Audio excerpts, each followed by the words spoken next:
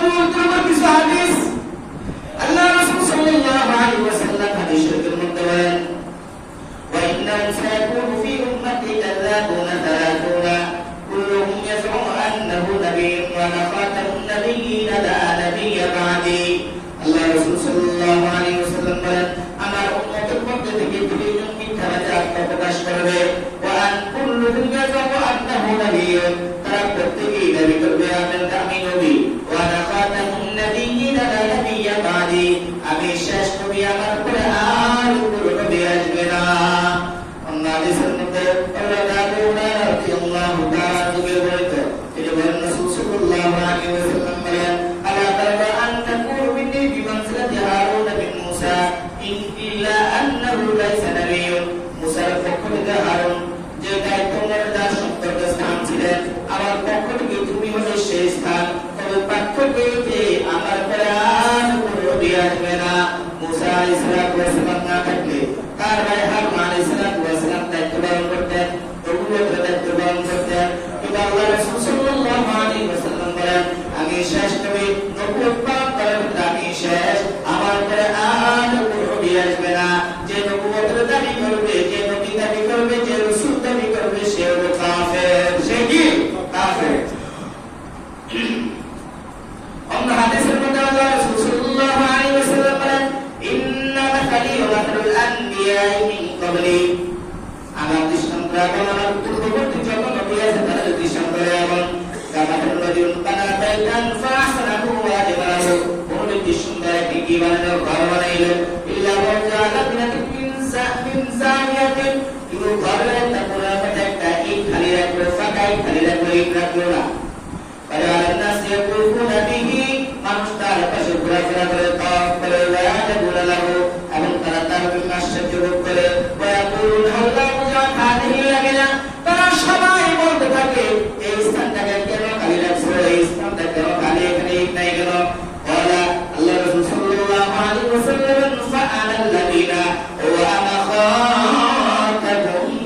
নাবিয়্যিন আল্লাহ রাসূল সাল্লাল্লাহু আলাইহি ওয়াসাল্লাম বলেছেন এই খালি জায়গাটা এই দেওয়ার মানে অর্থাৎ তারা যখন ইফতা যখন এই জায়গায় বসে উপরে বিল্ডিংটা কমপ্লিট হয়ে যাবে আমি শেষ করি আমার পরে আর কোনো নবী আসবে না আমি যখন ইন্তেকাল করব তখন নবুয়তের সমাপ্তি এখানেই ঘটে যাবে আর পরে আর কোনো নবী আসবে না আর কোনো নবী আসবে না আল্লাহ হাদিসের মধ্যে হযরত আবু হুরায়রা রাদিয়াল্লাহু তাআলা আনহু তিনি বলেন كانت بنو إسرائيل تسوسهم الأنبياء كلما هلك نبي خلفه نبي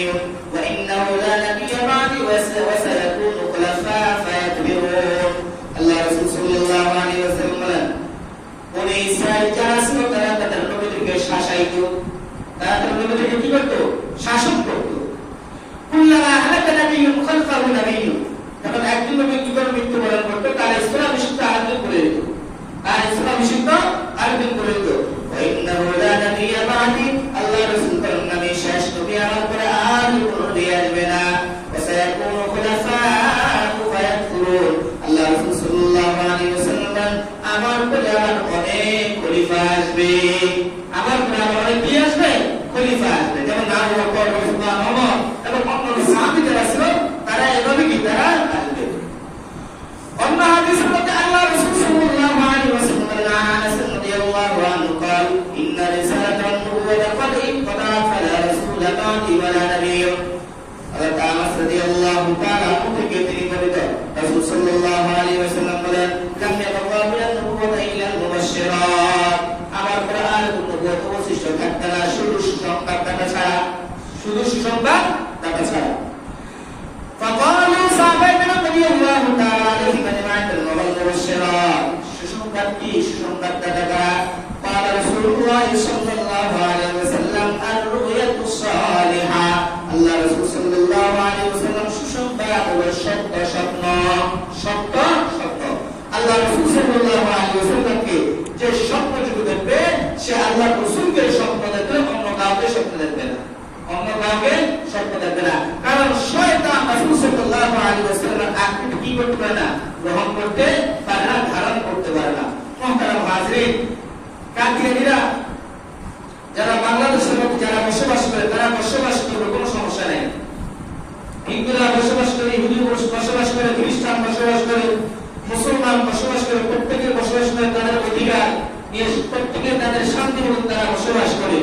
কিন্তু তারা মুসলমান ধর্মের নামে তারা বিকৃতি করে সমাজের মধ্যে তারা চলাফেরা করবে, এটা কখনো মুসলমান বরদাস্ত করবে না।